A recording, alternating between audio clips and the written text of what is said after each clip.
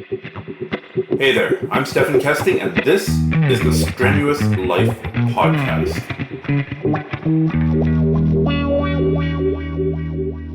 I recently taught a workshop, and I think it went really well. It covered the single leg X guard and its intersection with the X guard and the butterfly guard. And I gave lots of techniques and lots of drills and lots of combinations, and I think that the material was really good. Of course, I am somewhat biased.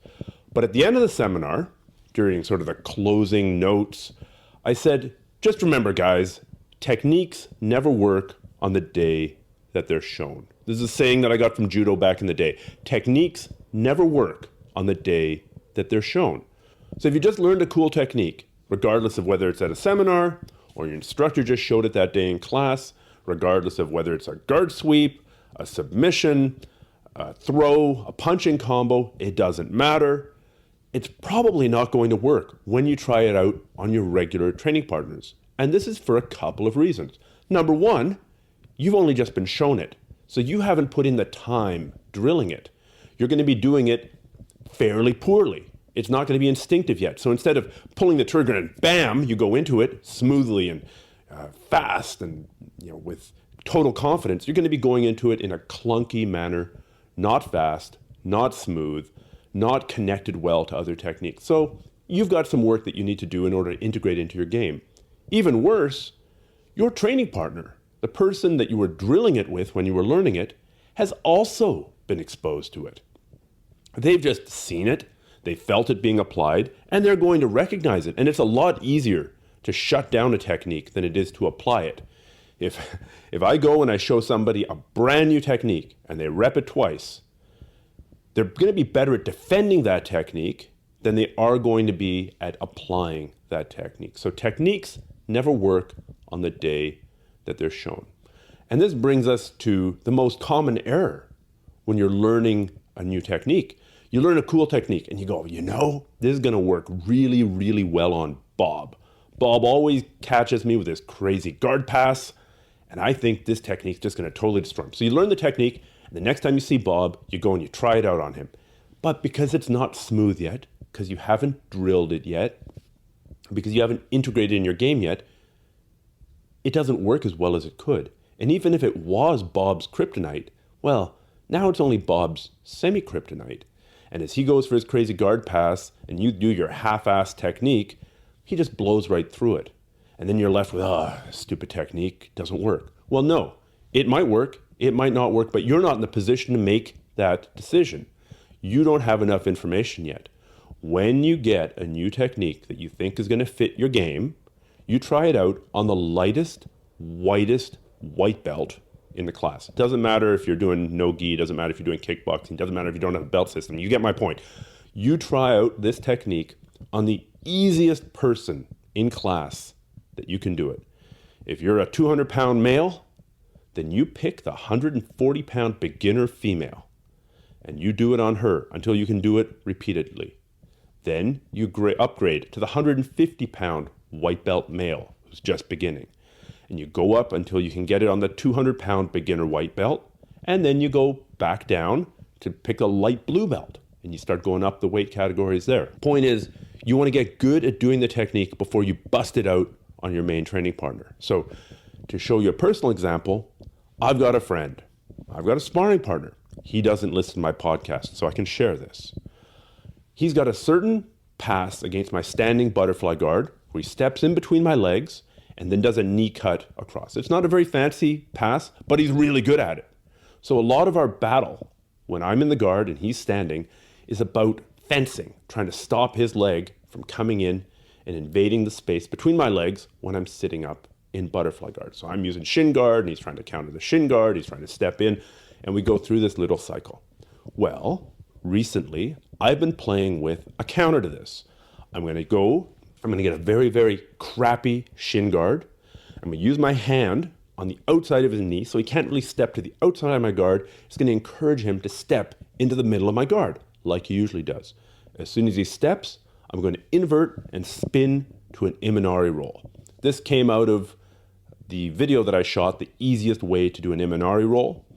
as we were filming that, I was like, I wonder if I could use this as a counter, that stupid guard pass.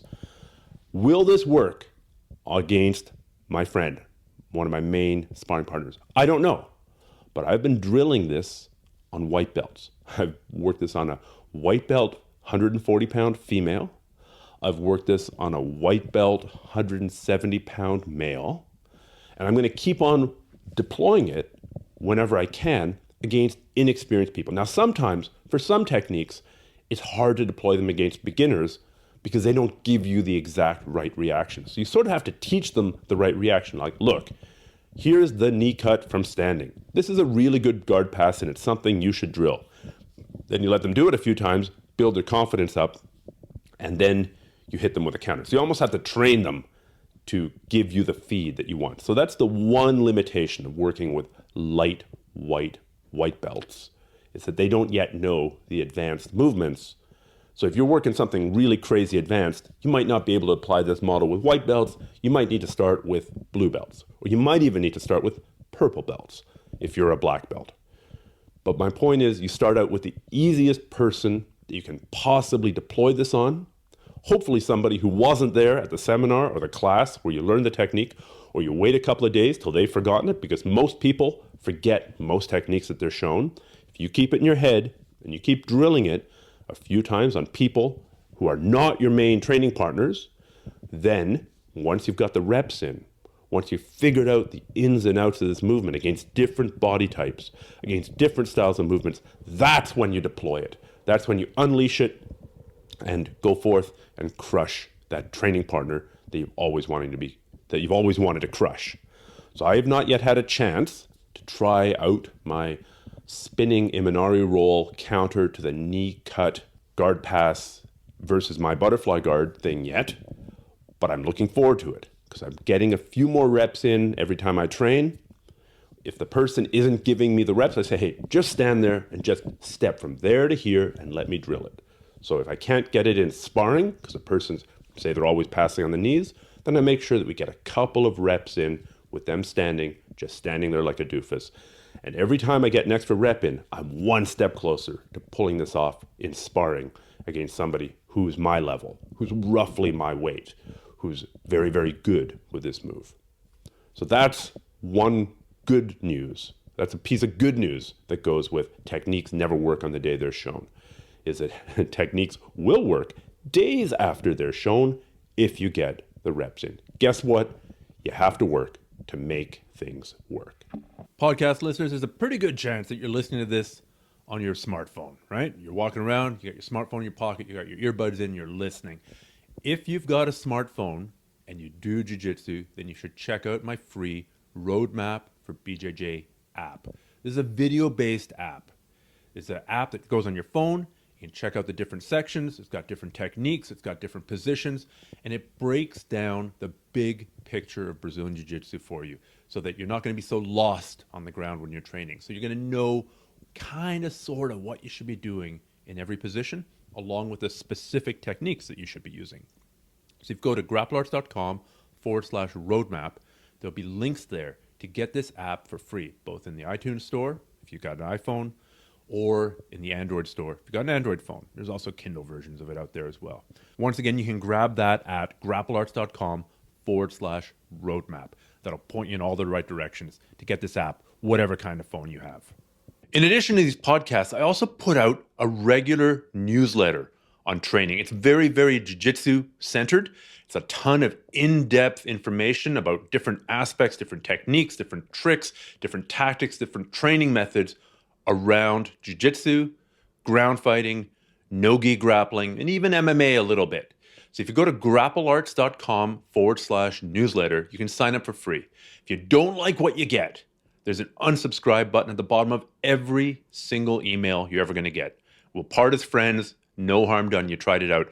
But I get a lot of feedback from people saying that they found these emails super useful in their training, even a little bit inspirational. So go to grapplearts.com/newsletter and try it out. It's completely free. It always will be. There's no obligation. It's really easy to leave if you don't like what I give you, all right? Check it out. Take care. Good luck with your training.